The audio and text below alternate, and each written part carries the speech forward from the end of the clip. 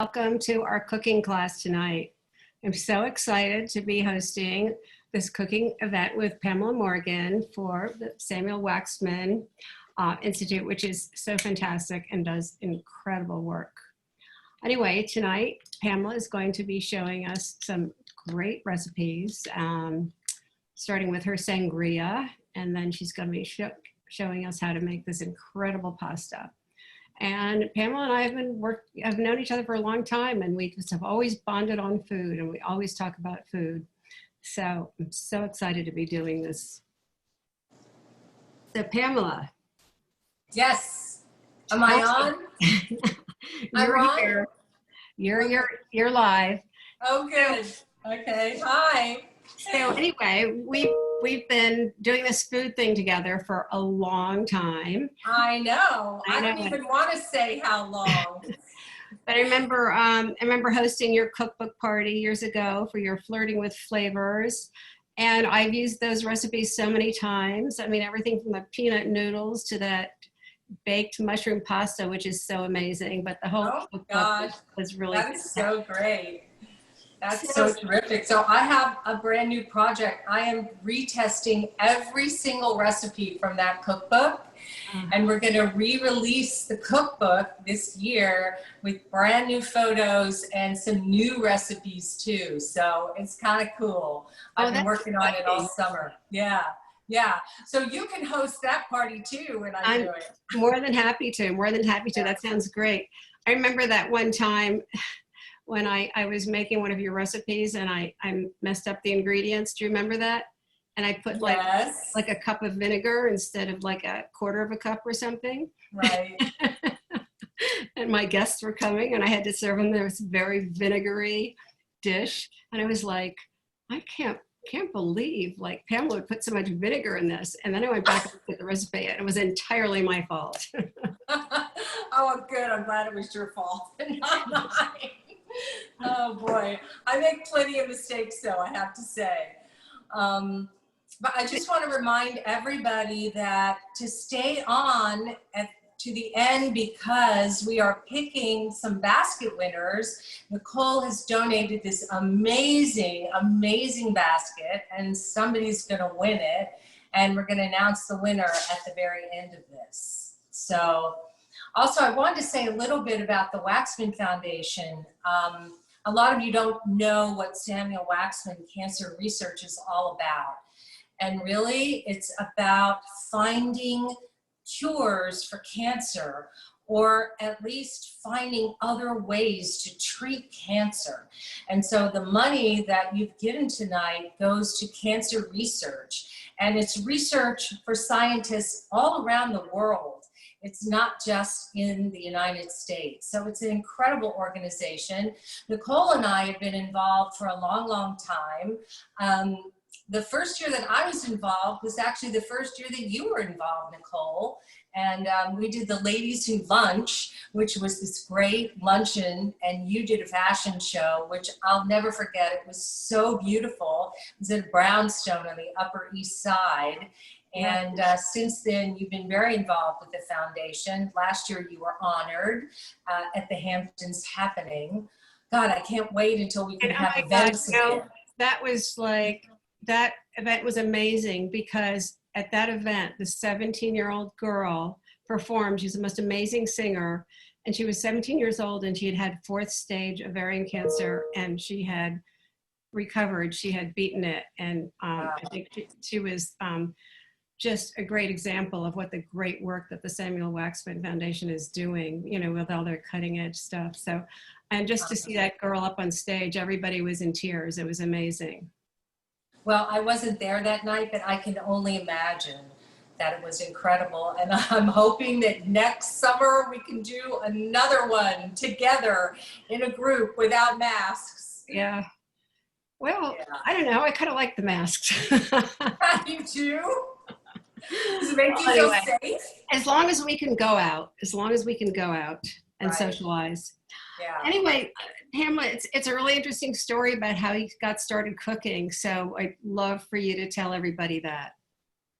Well, I tell the whole story in my cabaret show, which I hope I'll be doing again someday, who knows when, but the story is I came to New York in my early 20s and I wanted to be a dancer singer, which I did. And I won't tell all the details, but during that time, I also got into cooking and I started loving cooking because it was so creative and it got me like connected to people. So I would be able to have people over to my tiny little studio apartment. And then I decided that I was gonna start a business. So I started a catering company. And I was thinking today that that's actually how you and I met, was I started doing catering for you. And I started catering your parties, and we did some amazing parties together. I Remember the Jamaican one? The Jamaican one was amazing. Yes, Yeah, that was really fun. I know. And then we just became good friends, and we stayed friends for so long. And you actually made a dress for me for my cabaret show, which I cannot wait to wear again. Well, I hope you do your cabaret show again because it was really amazing. And I love the way you combine the whole like cooking in the cabaret show. I mean, you can combine that whole story, which is sort of unique and different and special. So that was great. Oh, thank you, thank you. So I'm drinking your rosé right now. I happen to love it. If I run out, I get very depressed and must buy it immediately again. So I started drinking this really during COVID, and I would drink 2 or 3 glasses almost every night. That's why I put on a few pounds during COVID, but don't blame it on the rosé. Tell me, how did you like start to do the rosé? I want to know. Well, you know, I am like French, and so I tend to have a French circle of friends and hang out with a lot of French people. And one of my French friends said, I think it's time you had a rosé, Nicole, and how could I turn that down? So, brilliant. So anyway, we started working on it and did tastings and the whole thing. And what's unique about this rosé is it's from Bordeaux, and it's red wine grapes. It's Cabernet Sauvignon, Merlot, and Cabernet Franc. So the mix is very different from a lot of rosés. So it really is. Yeah, so I think it's kind of unique and special, and it's dry, but it's full bodied. So I'm so happy you like it. I love it, and I hope you don't mind that I'm going to make a sangria with it. I know I like to drink it on its own, and it really doesn't need anything, but I want to make a sangria because I love making sangria, and I think it's a great party drink. So during this whole COVID time, and even before, I've been having small amounts of people to my house. And I like making a sangria for so many reasons, because you can make it ahead of time. And the longer you make it, even a week ahead of time, it will sit and the fruit will macerate into the drink and be even better. And I like making batch cocktails. So like a big pitcher or 2, and then you leave it at the bar if you don't have a bartender and people can help themselves. And also it's just absolutely delicious, and you can make it at any time of year.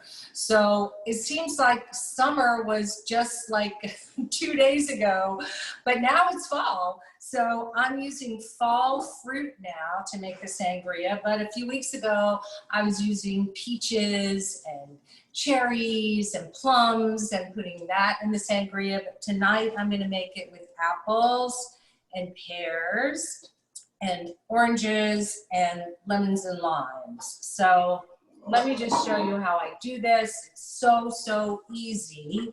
And I like to do everything easy. So I don't even peel the fruit.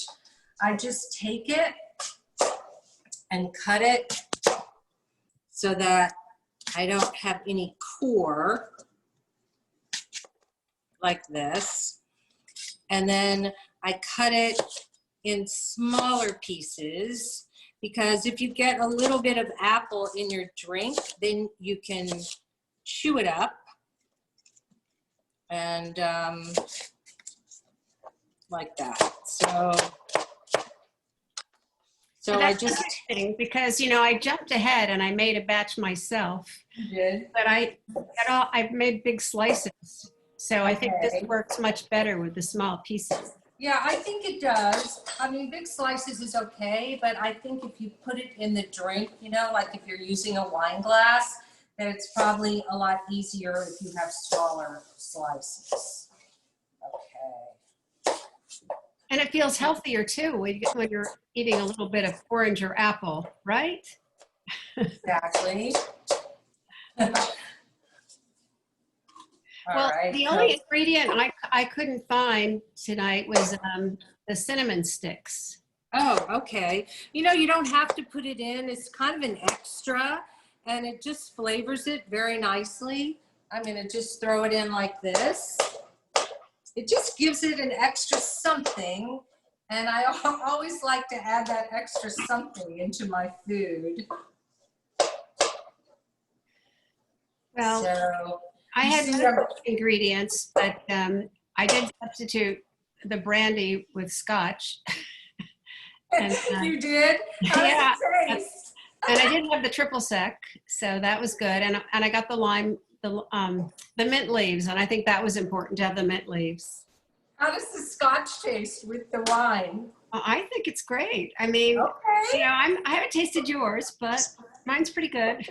So maybe we have a whole new way of making it. And then I'm going to cut this in half as well and throw this in. I'm going to do the same with the lemon and the lime. Oh, well, you've got a lot of extra things there. I only got as far as the orange. All right, well, you know what? The thing about sangria is you can really put in just about any fruit and it works. Yeah, so you can ad lib a lot, right? And just go with what you can ad lib a lot and just go with what you've got in your refrigerator. Yeah, that's why I like it so much. Okay, there we go. That's enough fruit. That's a good amount. And then I'm going to put in a whole bottle of your rosé. So anyway, people are asking about the rosé, and you can get it on Wine Express, and you just ask for the Nicole Miller rosé, and they carry it, and they'll ship it. They'll ship it anywhere. Oh, that's good to know. And the people that win the baskets will be getting a bottle in their basket. Oh, that's great. So I'm putting 2 jiggers full of triple sec. And then I'm going to put 2 more of the brandy. Yeah, like this. This will get you drunk too. So drink it slowly. Well, Don't drink too much at once, because you know that's what happens with sweet drinks. Sometimes you drink it because it's so delicious and then you realize you're like bombed. Okay, I'm just throwing in some mint, and the mint is really, it makes it just nice and refreshing, and it's especially good because if it macerates in here for at least a day, you can really taste the mint. So here's our sangria. It's done. And then I put rice. There's really a lot of fruit in yours. Yeah. You can, or you don't have to have that much fruit. You know, really, you can, as you said, you can kind of play with it. But here we go. And then I like to spoon out some fruit into the glass because it's so pretty. And you can just keep refilling the pitcher with wine, right? You just keep filling it up. Yeah, you can keep refilling it with the wine and the triple sec and the brandy. And you don't have to use all the fruit. Cheers. Cheers. Mmm. That's good. I love it. That's really good. I better not drink too much or I won't be able to make my spaghetti. Okay. So We're gonna do a pasta dish now. And I know you love to make pasta. Well, I I've have to seen you say, make pasta on Instagram. well, I know we all did a lot of cooking during COVID, because there was no place to go. So, I mean, I really never have cooked 7 nights a week. I mean, I always cook, and you probably cook more than, I'm sure you cook more than I do, but, I always cook weekends or I'll cook 1 night a week, but I was literally cooking 7 nights a week. And you really have to do a lot of research and homework and shopping. I know. I never have either. I've never cooked that much before, and I've never cleaned up that much before. That was the hardest part. That's true. There was a lot of cleaning up. You cook this amazing meal, and then you have to clean it up afterwards. It's not fair. I know. I didn't think it was fair at all. But somehow we got through it. Yeah. What was your favorite dish that you made? Well, I did a lot of Asian food, and I made this lemongrass chicken that was really, really good. And, I went through so much lemongrass, ginger, cilantro, garlic, fish sauce, all those Asian things, yuzu. Oh, and I really tried my hand at copying Nobu. And I went all over the internet trying to find that recipe for this sashimi salad. And they don't have the real recipe anywhere. I mean, I have the Nobu cookbooks. I looked online. I just can't get that sauce to come out 100%. It's not bad. The other, the jalapeno sashimi was a little easier to make, the sauce. But, cutting that fish, that's a challenge. I wasn't getting those thin fish slices either. Yeah, I think you really have to have the right kind of knife. And that's the key. And years of practice. Exactly. We need a little sushi chef at our side, right? But other than that, I made a lot of Vietnamese, Asian sort of things. And a lot of them were quite interesting. I'm happy to give them to you at some point. I was thinking that the last party that I went to before the lockdown was your anniversary party. Right.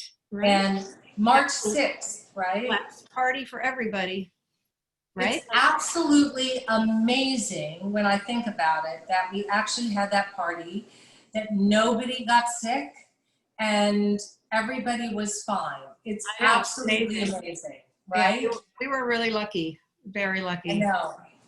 And I love Le Colonial, and I love their food, their Asian Vietnamese food, fantastic. Indochine. So, all right, so we are not making Asian food tonight. Okay. We're gonna make a linguine, a pantry linguine. So during COVID, I started looking at my cookbook, and I found this recipe, and I hadn't cooked it in a very, very long time. It's a pantry linguine, and I was so tired of going out grocery shopping, and I ended up having everything in the house that I needed for this recipe. And that's kind of the key to the recipe. I call it a pantry linguine because you would normally have all these things in your house. So let me show you. Sun-dried tomatoes, I keep them in my refrigerator. In oil, I always have those. I have olives, I usually keep those in my refrigerator. Capers, anchovies, garlic, definitely red pepper, olive oil, and I usually have chicken stock around, and tuna. So, and then the only thing that was not in my pantry was I put in some fresh basil and also some parsley, and then of course I'm going to grate some Parmigiano on top. So you usually have all these things in your pantry, right?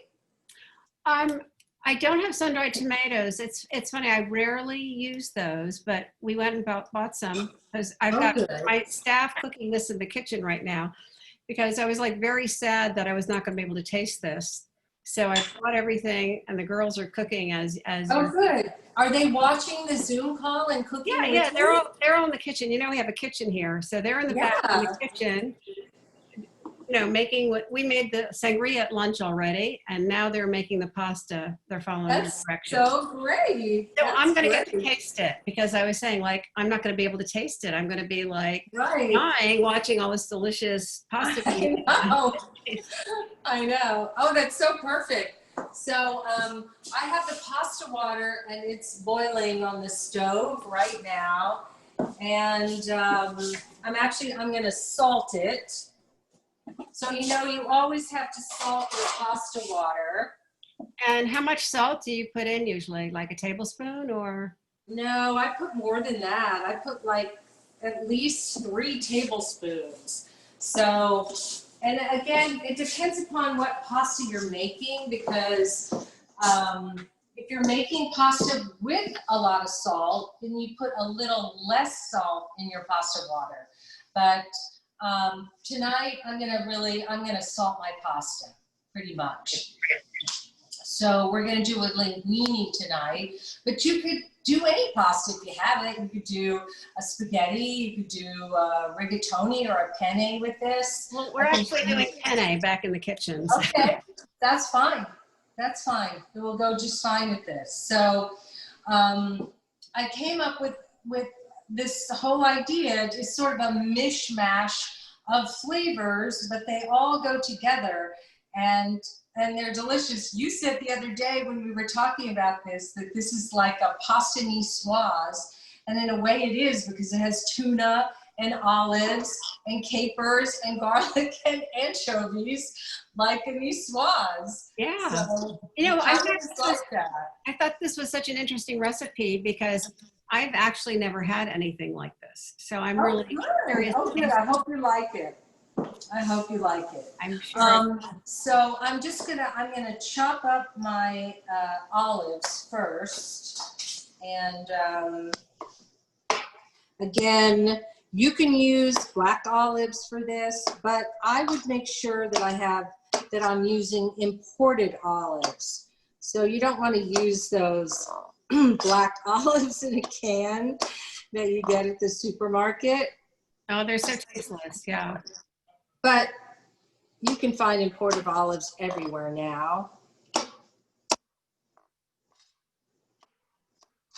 So I'm just going to chop these roughly. And this is really like a really rustic pasta. So anything goes here, kind of like the sangria. Anything goes. You can substitute kind of whatever you want in it. And if you have leftover broccoli or spinach or peas, you could throw in the pasta as well. Why not?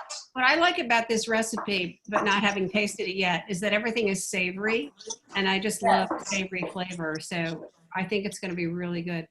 You know, there was one thing I thought I was curious about. I thought it was interesting that you had Parmesan, and a lot of people don't like to do Parmesan with fish. So I thought that was. You are absolutely right. And I hardly ever do Parmesan with fish. But maybe it's because the tuna is in a can and it's not fresh.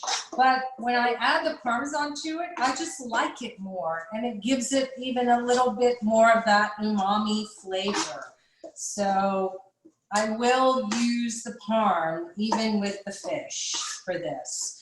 So what I'm doing here is I'm chopping everything beforehand, and it's called doing your mise en place, which you know because you're such a good cook, and you know that just gathering all your ingredients and chopping them before you cook and you do the recipe just makes cooking so much easier. It makes the recipe go better and everything so much better. Well, it really needs to be organized, doesn't it?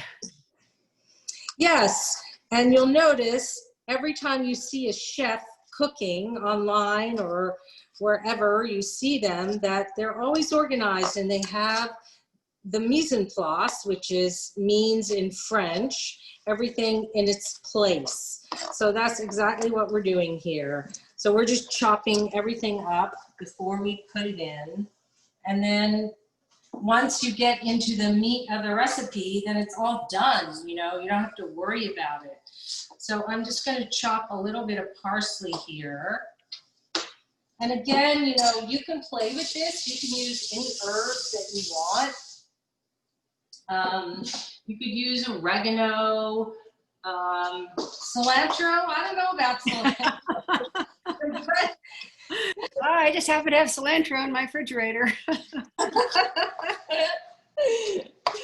Okay. I'm just rough chopping this too. So I bet oregano would be nice in this. Yeah. It was very Italian. I like to throw it in my salad sometimes. Yeah, I actually picked some in my garden. I was out in my garden and I picked some fresh oregano. So I think I'm gonna throw some of that in. Even though it's not in the recipe, I think I'm gonna put it in. But actually I think I need to pick the leaves off. And I found some jalapeno in my garden. I knew I was growing it, but we rented our house in August and we planted the jalapeno before we left. And when I went out to the garden just now, it was all growing. And I found, look what I found. I found like all these jalapenos growing. Oh my God, they're beautiful. Oh my God, they're amazing. Oh, I know. So I'm gonna add a little bit of jalapeno to this as well. See, if you did that and then you put the cilantro in, I'm telling you, it probably would be really good. It would be a different flavor, but you could do it. Okay. God, you're such a good chopper, Pamela. I'm very impressed. Oh, I've been doing it a long time, Nicole. A really long time. Okay, now, I tell you what really helps. Now, so do you have any set amount you're using? Is it like a half a cup of olives, or is it a cup of olives, or what's your... I don't remember what the exact recipe is. Oh, so it's written down in the recipe. Okay. Yeah, it's on the recipe though. And then this is so cool. Do you use this when you cook? I love this. So, I have one of those. I have one of those. You mean the scraper? Yeah, it's a scraper, and then you can just take everything, and it's so easy to throw into a pan or put it in a bowl from there. I have one of those metal ones. You know the metal ones? Yeah, same thing. Same thing. So, okay, I'm going to go over to the stove because I've chopped everything, and I'm just going to heat my pan up first. Oh, I think that was interesting. What, why do you do that, Pamela? Like, why do you heat up your pan before you put the oil in? So I used to do that, but then I realized that if you heat the oil too high, then it will start to burn. So I heat the pan up first, so the pan is hot, and then you can put the oil in, and the oil won't overheat, because even though you're using olive oil, which has a very high smoke point, it can still burn and you know, get kind of rancid tasting if you burn it. So I heat the pan up You can burn the olive oil, right? What? You can burn the garlic really easily too. Yeah, the garlic can really burn easily. So I'm using Arlotta olive oil tonight. I love their products. Do you ever use their products? They are fantastic. They have all of these beautiful extra virgin organic olive oils, and then and they use flavored olive oil too. So at the end of the recipe, we're going to add some lemon flavored olive oil into the pasta. Okay, now I'm going to add my oil. Well, that's a good trick to know, because I always burn my garlic, and this sounds like a good solution. Yeah, I'm going to turn the stove down because I don't want to burn my garlic right now. And I'm going to add it in along with I'm going to add some anchovy here.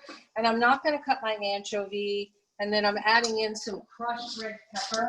And then I'm also going to put in that oregano and jalapeno that I just cut up as well. So I want to, I don't want to cook my garlic too much. And this anchovy is going to melt into the olive oil, so you don't really have to cut it. It's pretty amazing. It just melts right in there, and the anchovy gives it this really incredible umami flavor. And does it just disappear after a while? It disappears. It disappears. You don't even know it's there.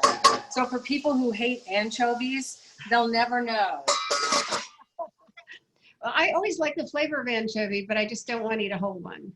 I know. I feel the same way. I don't like it when they put a whole anchovy on my salad. Although that's actually, the anchovy story is a really good story. I don't know if you ever heard it. When I first met Michael and he invited me to go to Europe with him. And was that when you first started dating? In the beginning? Yeah, I first started dating. Yep.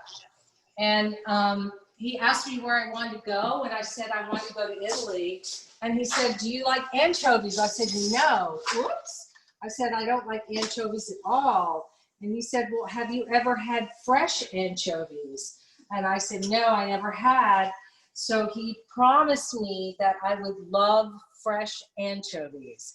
And he took me to Positano, and we drove there from Florence, had the most wildest drive down the Amalfi Coast, and ended up right before the restaurant closed.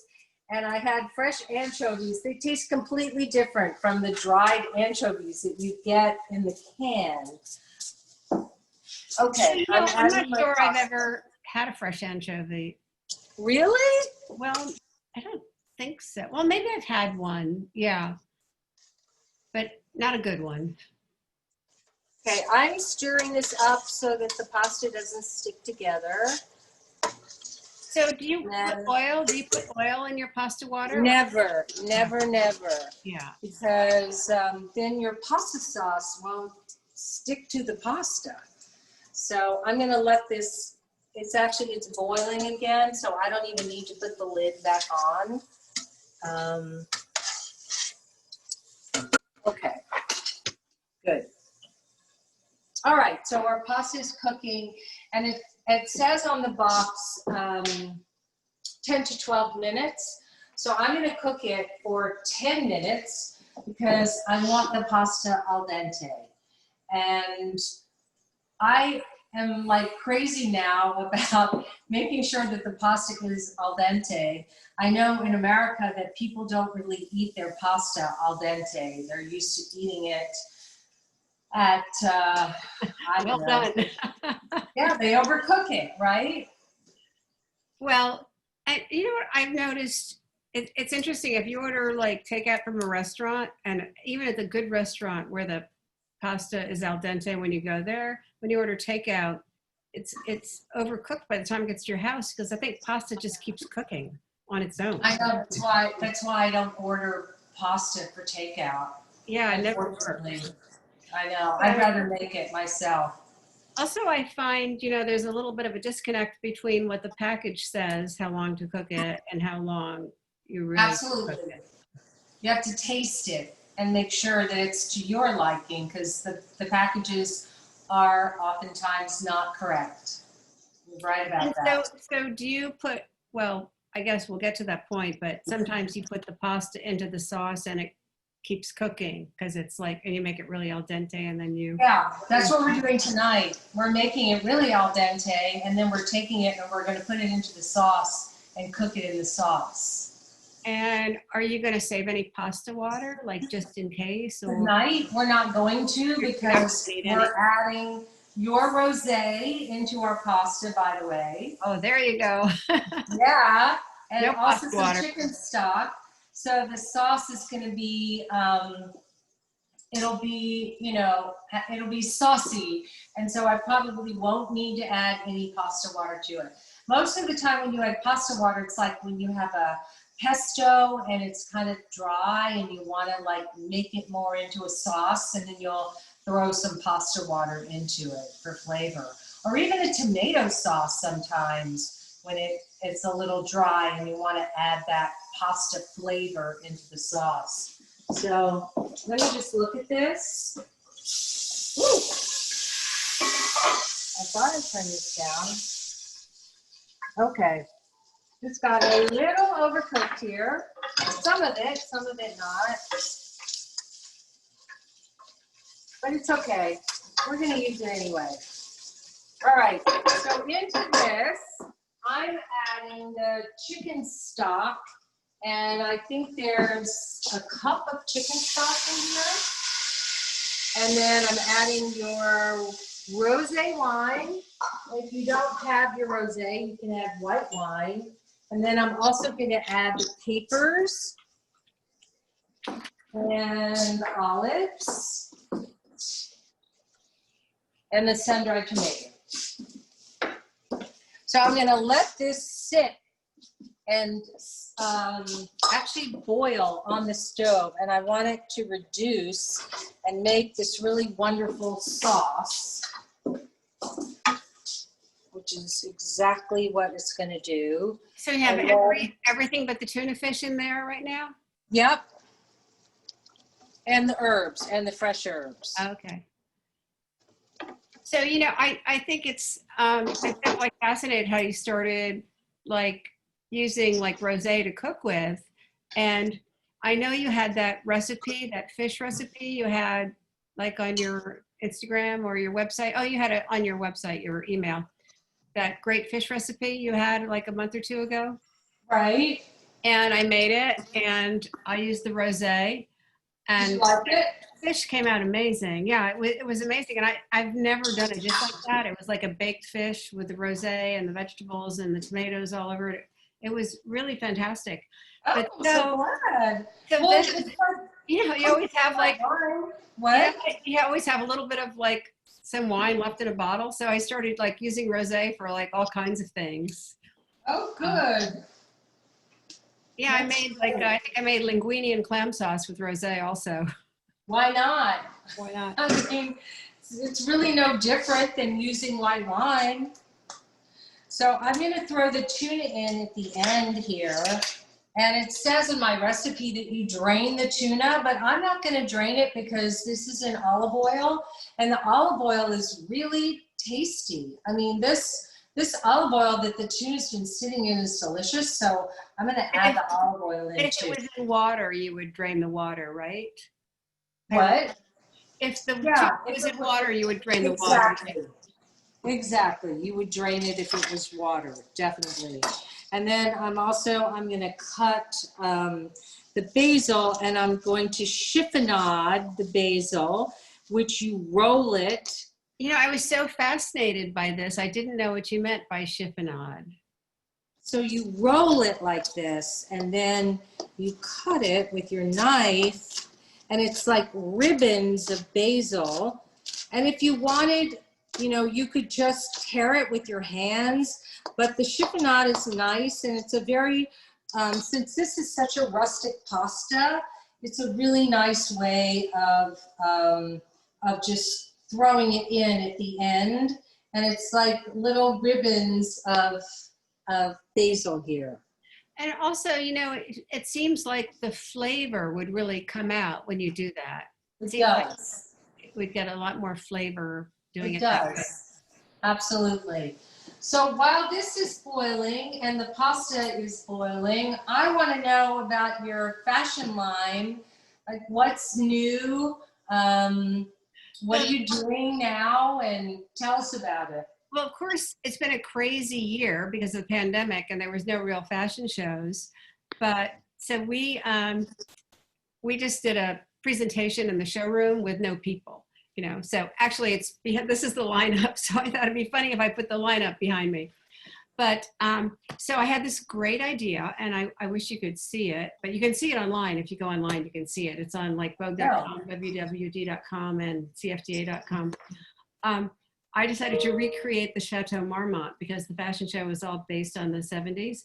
And Laurel Canyon, and I thought the Chateau Marmont would be a perfect venue. So we found this photographer who had this like beautiful picture of the Chateau Marmont, and it's a hallway where I've actually had many dinner parties, and it's usually like a banquet with a lot of chairs there. So I got this great set designer, and he made it like in a triptych, and he made 3 copies of the picture, and then he cut out the arches, and it's so realistic. You really feel like you're in the Chateau Marmont. I mean, I posted a picture of myself on Instagram, and my friend said, "Oh, I didn't know you were in LA." So I know. Well, that's what a good job you did today, and I thought you were in LA. Yeah, here I am in LA. But anyway, yeah, I thought it'd been funny. I could have like hosted. I could have been in the Chateau Marmont for this show. I should have done that. I know. You should have. Oh, Is that your dog? my dog. Anyway, so we had like Fashion Week as a photo shoot. So we did that on Monday, and then all the pictures went up today. So what's that like, though, having everything as a photo shoot instead of...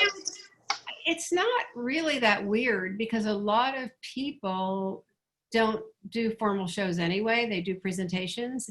Right. And so we do that for resort and pre-fall. So we do that for other seasons. So it ended up kind of being the same thing as what we would do for a resort presentation. So it wasn't that bad. It was stressful, not quite as stressful. And after all, I was sort of happy to have a time out, I think we all are kind of happy in a way to have a time out. But I hope that for your business, that you'll do as much business this way, Well, I think in a way we'll get more exposure because everybody's showing this way in in lookbook kind of situations. So yes. So we're all sort of very delicious, Pamela. What? It's looking very delicious. It is, I know, and it's smelling really delicious too. So this pasta really is al dente. It's not fully cooked, but it's going to continue to cook in this sauce.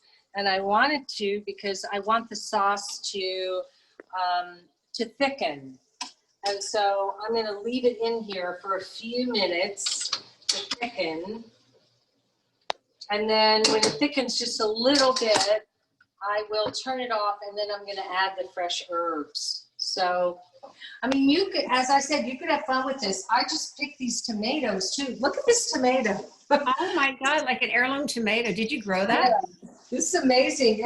And this. Are those from your garden? Yeah.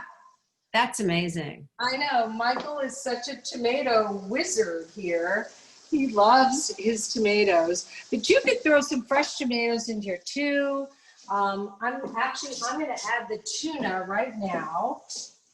And just straight from the can.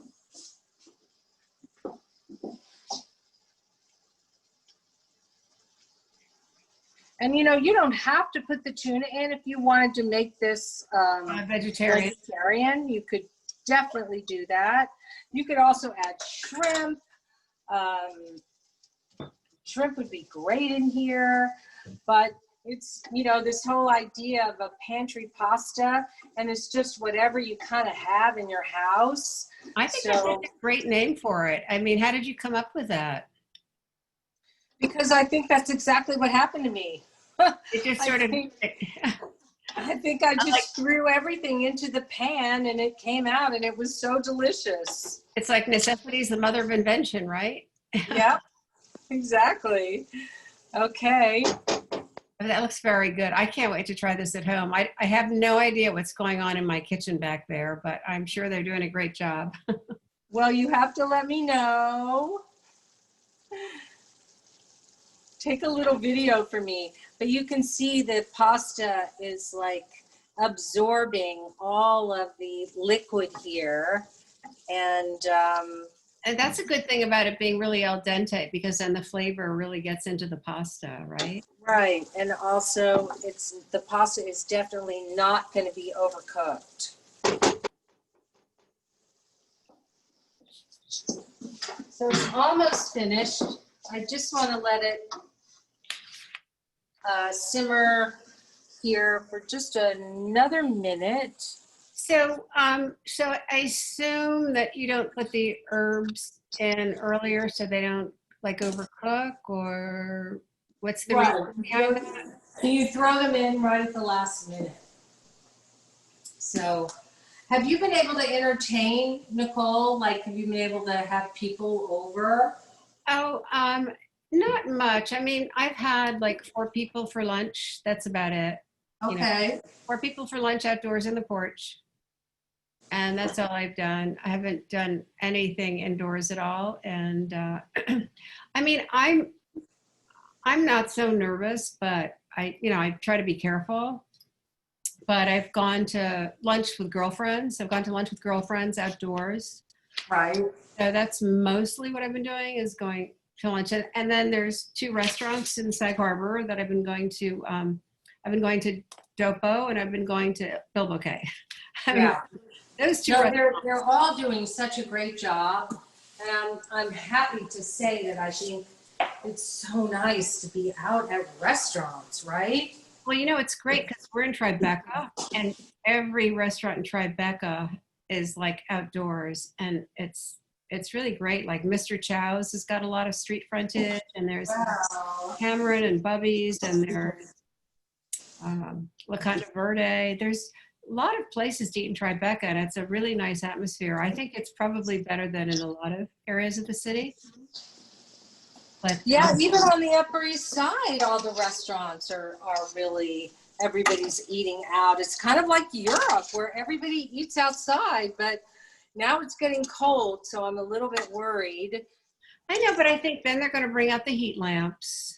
And, people have their heat lamps, and then they'll still be eating outside. I think we're going to be eating outside until November. Yeah, I think so too. And it was funny, but like there was a huge rainstorm like a month ago, huge rainstorm. Yep. And these restaurants stayed open. A lot of them had, like overhangs and whatever, and stayed open. All right, I'm going to plate this up. So I just put all the fresh herbs on here. This smells so good, by the way. And look how pretty. And then I'm going to show you a little trick. So this is what the restaurants do. So when you serve your pasta, you can turn the plate around and then make this beautiful little pasta presentation like that. Oh my God, that's genius. That is genius. I've never seen that. I didn't know that one at all. That is brilliant. Yeah. And then I am going to do a final touch. I love this olive oil, Arlotta olive oil, and it's a lemon olive oil, and I'm going to put a little bit of that on the pasta and some fresh pepper, of course. And then I'm going to put a little bit of Parmesan, even though I wouldn't normally. Like if shrimp was in here, I probably wouldn't. Go for it. Go for it. I'm going to go for it. Oh, Just is a that, tiny bit of Parm. is that, what are you using? Is that the thing you use for like lemon Yeah. rind? The microplane. Do you have one? Yeah, I do, but I only use it for lemon rind. I never thought to use it for Parmesan. Oh, That's it's great. so great because the cheese is like, it's like angel hair. It's just wonderful. And you just need a little bit of it. And there you have it. There's our pantry pasta. I'm going to take a bite. And I didn't even salt it. Pamela, you're not going to believe this. Pamela, my staff just brought me a plate of penne. Are you eating it? I'm tasting it too. I can't believe they brought it. Good job. Oh, it's so good. Mmm.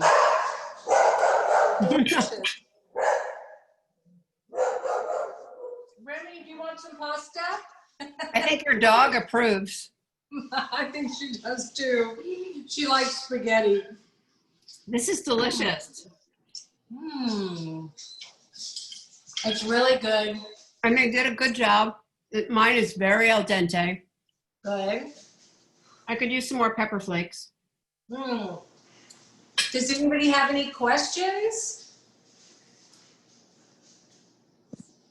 Oh, there's been lots of questions, Mm. but mostly comments. You know, people said, you know, yeah, Pamela, yay, Pamela, yay, Pamela. It looks delicious. Does the sangria get home delivered? Well, I answered that question. But, you know, everybody's sort of best wishes and everything. And Oh, very thank you. nice. We need a Nicole and Pamela show or a Pamela and Nicole show. Okay. Yeah, I think we do too. We're on for that. We're on for that. I think we need a show. And then one of my girlfriends said, I really thought you were Chateau Marmont. That's really funny. Bonnie Evans says, yummy. Somebody says, when for that show? I can help you produce it. I can help you produce it. Okay. Oh, good. We got Okay. producers already. We're all set. And then somebody says, we will twist the pasta in this house always from now on or whatever. And more. Thank you. So much fun. And what's for dessert? That's great. Oh, we'll have to do another one for dessert. Right? That'll be a whole nother show. Hmm. Very good. Oh, So- I'm so glad that I had somebody cooking because I would have been very upset if I hadn't been able to taste this. Oh, I'm so glad that they were doing that. You have very good assistants. So who won the basket? Do we have winners?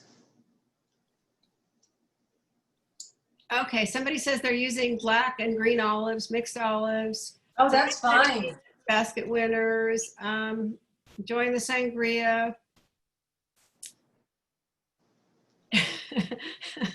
Somebody says their husband's dying to eat. Okay. Great. Okay. So I need to get the basket winners. How can I get those? I don't know. I think the Waxman Foundation was supposed to send them to you. Bring it to me. Is it, email? I hope. We'll get on this. We'll figure it out. Okay.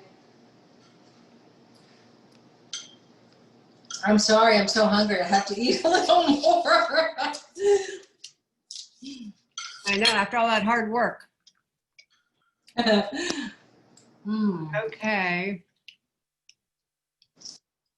There are 6 basket winners. Make sure to sign up for my blog, everybody. Flirting with Flavors or Pamela Morgan Lifestyle. And I post recipes and videos every other week. I don't bother you too much. But Nicole's been on my blog many times. Okay, here are some winners. Alejandra Sakaza won the Hamptons hand-poured candles. Right? Andy Leahy won the Arlotta Food Studio package. Awesome. Philip Andy. won the brunch for 4 at the Baker House in East Hampton. Amazing. Carolyn Rowan won the basket. Good for her. Is there anybody else? Did I miss anybody? That's 4 so far, right? Or did I read 5? Candles, Food Studio, 2, 3, 4. Cashmere robe, okay.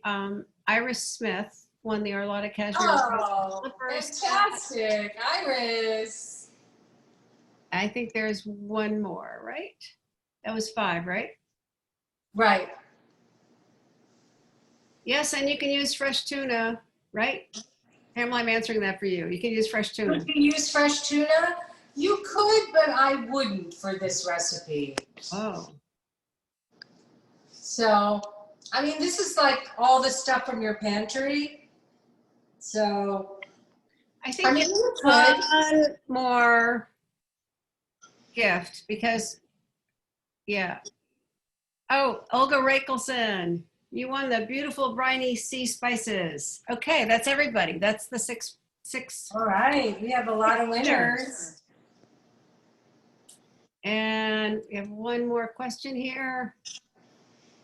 Okay, somebody says, congratulations, Alejandro Sacasa. Okay, that's it.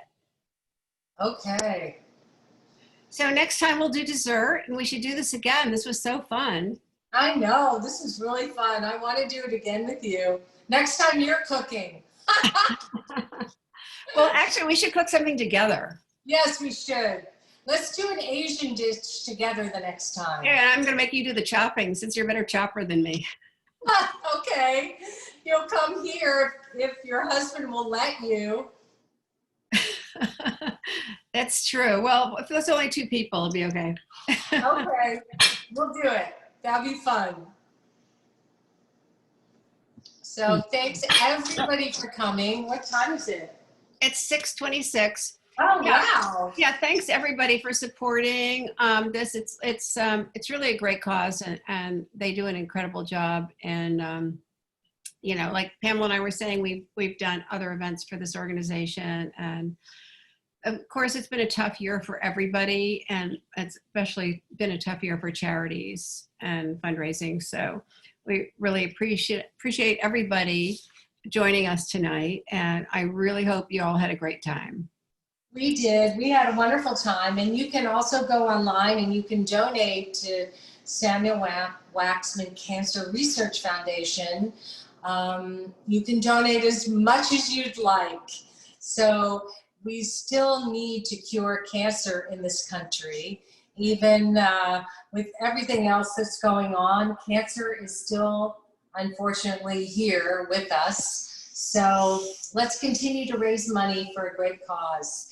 Nicole, thank you so much for being with me today. I had a wonderful time. I can't wait to do this again.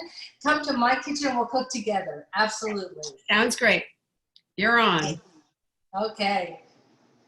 Okay, well, good night, everybody, and thank you again. Good night. Bye.